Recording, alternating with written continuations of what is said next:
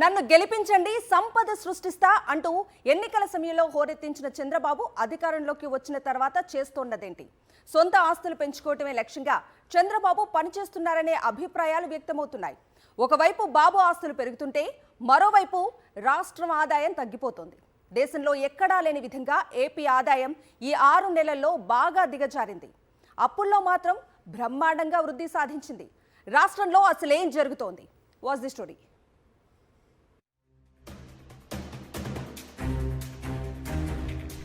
చంద్రబాబు నాయుడు అధికారంలోకి వచ్చిన 6 నెలల్లోనే 1,19,000 కోట్ల అప్పులు తెచ్చి ప్రజలపై భారం మోపారు.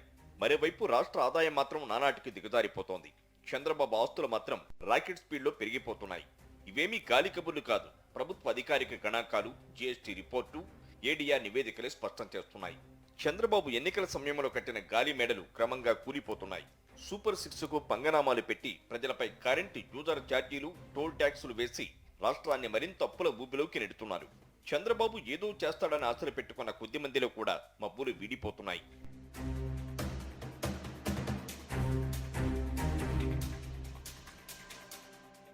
తెలంగాణలో జీఎస్టీ ఆదాయం పెరిగితే ఏపీకి మాత్రం తగ్గింది. చంద్రబాబు అధికారంలోకి వచ్చిన తర్వాత జీఎస్టీ వసూళ్లు దారుణంగా పడిపోయాయి. 2023 డిసెంబర్తో పోలిస్తే 2024 డిసెంబర్లో తెలంగాణలో జీఎస్టీ వసూళ్లు 10% పెరిగితే ఏపీలో 6% తగ్గిపోయాయి. పెద్ద రాష్ట్రాల్లో ఏపీ వృద్ధి రేటు ఒకటే మైనస్లో పడింది.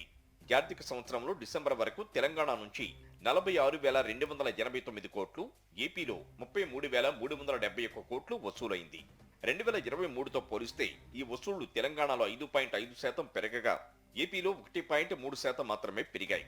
మరోవైపు వైఎస్ జగన్ హయాంలో చూస్తే 2024 ఏప్రిల్లో జగన్ సర్కారు దిగిపోయే నాటికి జీఎస్టీ వసూళ్లు 12% వృద్ధి చెందాయి.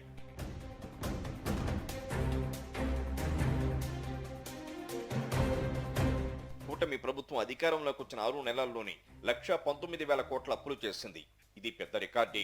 వైఎస్ జగన్ సర్కారు ఉన్నన్ని రోజులు నిత్యం అప్పులపై అబద్ధపు ప్రచారాలు చేస్తున్న టీడీపీ, జనసేన, బీజేపీ నేతలు ఇప్పుడు తమ ప్రభుత్వం చేస్తున్న అప్పులను ఏ విధంగా సమర్థించుకుంటారనే ప్రశ్నలు వినిపిస్తున్నాయి.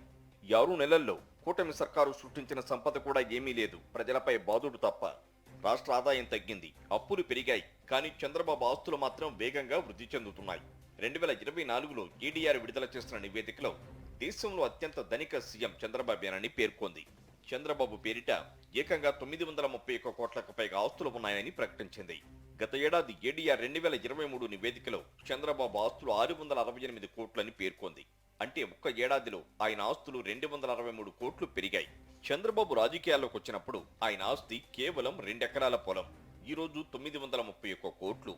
ఆయన భార్య భువనేశ్వరి, కుమారుడు లోకేష్, కోడలు బ్రహ్మిణి, మనుమడు దేవాంశ ఆస్తులు, షేర్లు కలిపితే దీనికి ఎన్నో రెట్లు ఉంటుంది.